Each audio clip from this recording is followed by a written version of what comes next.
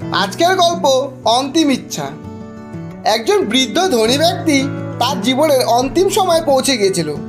তাই সে তার একমাত্র ছেলেকে ডেকে তার জীবনের অন্তিম ইচ্ছা পূরণ করবার কথা বলে যে তার মৃত্যুর পর তাকে যেন একজোড়া মোজা পরানো হয়। সেই ব্যক্তির মৃত্যুর পর পুত্র তার পিতার ইচ্ছা পূরণ করবার যথাযথ চেষ্টা করেছিল, কিন্তু পণ্ডিতজি ও সমাজের লোকজনেরা তাকে বাধা দেয় এই বলে যে হিন্দু ধর্মে এটা বারণ আছে। তারপর হঠাৎ একদিন এক ব্যক্তি মৃত্যুর আগে তার পিতার পুত্রের উদ্দেশ্যে লিখে যাওয়া একটি চিঠি পুত্রের হাতে দেয়।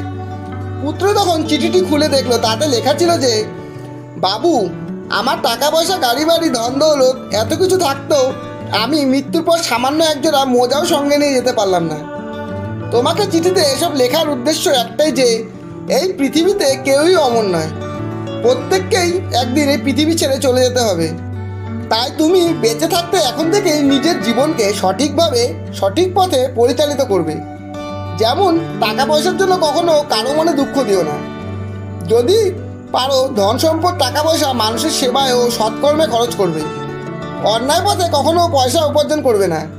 মৃত্যুর পর যখন আমাদের শরীর আমাদের ছেড়ে দেবে তখন আমাদের কর্মই আমাদের সঙ্গে যাবে।